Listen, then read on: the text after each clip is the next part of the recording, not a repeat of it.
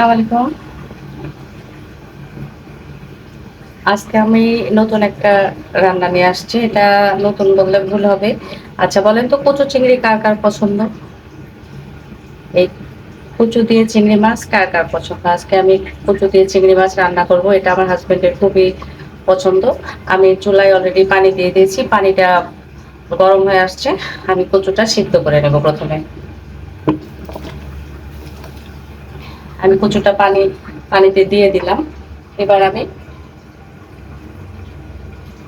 একটু হলুদ দিয়ে দিব। হলুদ দিয়ে মিশিয়ে নিব। এরপর এটা আমি 80% সিদ্ধ করে নেব। যেহেতু চিংড়ি মাছটা একটু নরম মাছ, বেশি সময় রান্না করতে হয় না। বেশি সময় রান্না করলে চিংড়ি মাছটা শক্ত হয়ে যায়। এর জন্য আমি কচুটা আগের থেকে একটু সিদ্ধ করে নেব। 80% সিদ্ধ করে নেব, যাতে বেশিক্ষণ চিংড়ি মাছটা কুক করতে না হয়। এখন আমি এখানে একটু ঢাকনা দিয়ে দেব। কিছুক্ষণ সিদ্ধ হোক, সিদ্ধ হলে তারপরে আমি এটা ছাঁকনি দিয়ে ছেঁকে নেব। চিংড়ি মাছ আমাদের সবারই পছন্দ। সবাই আমরা চিংড়ি মাছ খেতে পছন্দ করি। বিশেষ করে আমার শ্বশুরবাড়ির এলাকায় বরিশালে চিংড়ি মাছের ভ্যারাইটিস আইটেম হয়। তারা অনেক রকম করে রান্না করতে পারে। তাছাড়া ভর্তা তো প্রতিদিন থাকেই। আর আমার হাজব্যান্ড যেহেতু বরিশালের, আমরা চিংড়ি মাছ খেতে পছন্দ করি। কচু দিয়ে অবশ্য আমার হাজব্যান্ডের বেশি পছন্দ। সেজন্য আমি রান্নাটা আজকে করব। ঠিক আছে, এবার আমি এটা সিদ্ধ হওয়া পর্যন্ত অপেক্ষা করব। এটা প্রায় 80% সিদ্ধ হয়ে আসছে। আমি একটু দেখাই।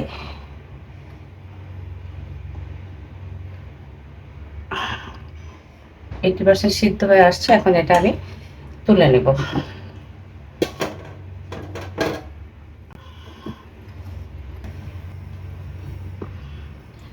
আমি আবার কড়াইটা দিয়ে দিলাম।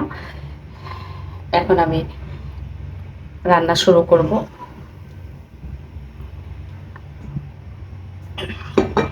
আমি প্রথমেই কড়াইয়ে তেল দিয়ে নেব।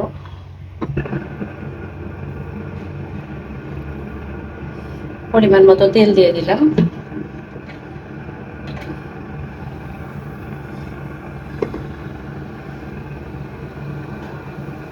এরপর দেব পরিমাণ মতো পেঁয়াজ।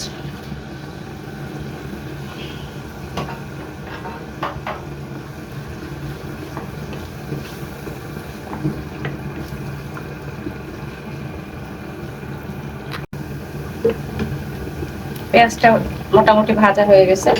এখন আমি এখানে আদা বাটা, রসুন বাটা, জিরা বাটা, ধনিয়ার গুঁড়া, মরিচ গুঁড়া, একটু হলুদ, এটা আমি পানি দিয়ে একটু পেস্ট করে নিছি। এখন আমি এটা এর মধ্যে দিয়ে দেবো।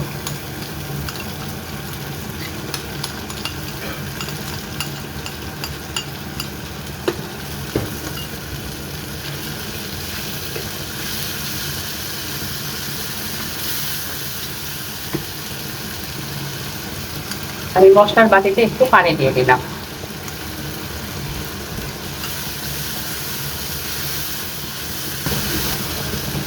মশলাটা ভালো করে কষাতে হবে। মশলাটার কাঁচা গন্ধটা যাতে চলে যায়। আর মশলাটা কষাতে কষাতে আমি চিংড়ি মাছটা একটু হালকা হলুদ আর লবণ দিয়ে মেখে রাখছিলাম, সেটা আমি এখন এটার মধ্যে দিয়ে দেব।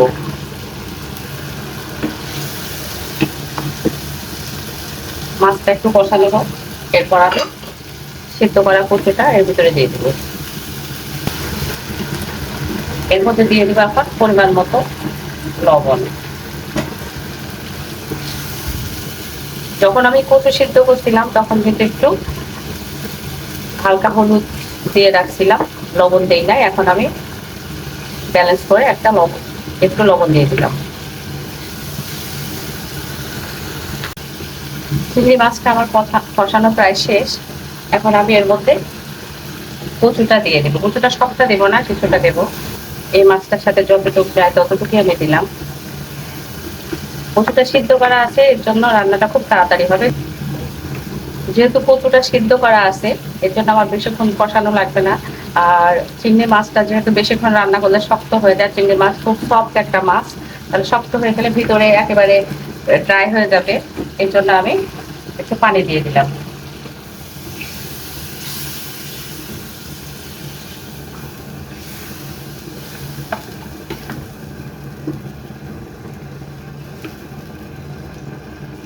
পানি দিয়ে দিলাম। এখন ঝোলটা শুকানো পর্যন্ত আমি অপেক্ষা করব। চিংড়ি মাছটা হয়ে গেছে। আমি এরকম মাখা মাখা করে একটু রাখবো, কারণ এখানে যেহেতু কচুরছড়ি আছে, কচুরছড়িটা মানে ঝোলটা টেনে নেব। আমি একটু ভাজা জিরার গুঁড়া দিয়ে আমি চিংড়ি মাছটা নামিয়ে নেব।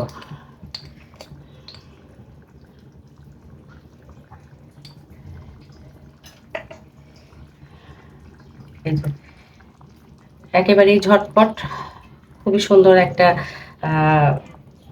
ঝটপট রান্না। আশা করি আপনাদের ভালো লাগবে। ভালো লাগলে এই রেসিপিটা একটু ট্রাই করবেন। কচু চিংড়ি